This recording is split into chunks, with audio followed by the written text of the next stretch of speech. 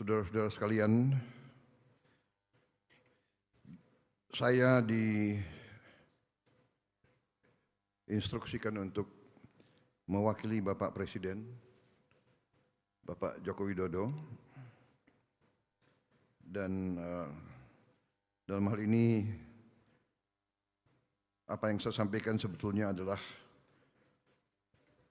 catatan-catatan dan pointers dari beliau.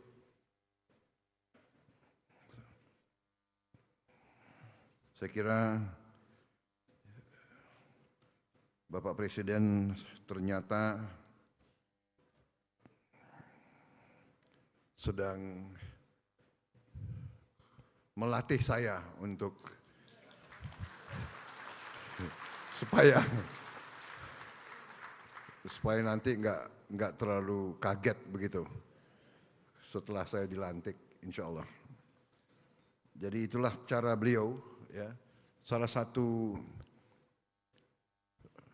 pelajaran kepemimpinan yang kita terima adalah seorang pemimpin yang baik adalah pemimpin yang legowo, pertama. Kedua, pemimpin yang menyiapkan penggantinya. Jadi saya kira ini yang saya rasakan, ya. Beliau sekarang hampir semua rapat kabinet saya diikut sertakan dan duduknya sebelah presiden sekarang. Jadi, mohon maaf Menko. Jadi ini yang saya rasakan, saya sedang disiapkan.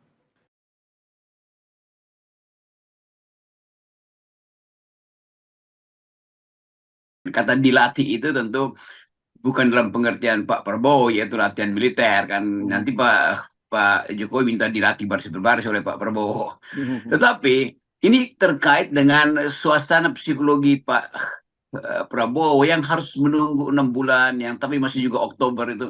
Jadi buat apa sebetulnya itu kalau kapasitas Pak Prabowo itu tidak dimaksimalkan kan? Itu intinya tuh. Jadi mungkin juga itu semacam sinyal dari Pak Prabowo untuk mengatakan, waduh lama banget nih buat dilantik tuh.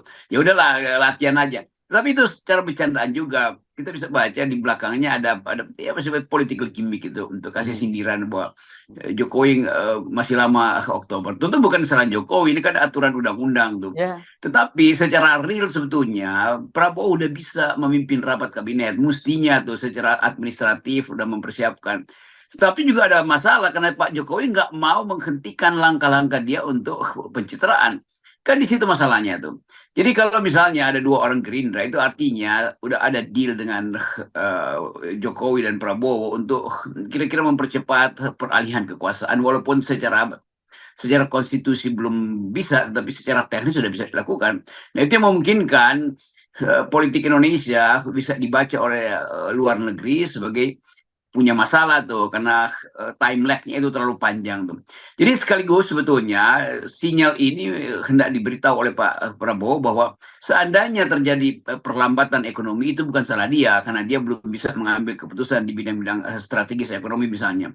Seandainya ada perlambatan pembangunan IKN juga bukan salah dia tuh karena Jokowi kemarin juga ke Dubai gagal untuk membawa pulang investor.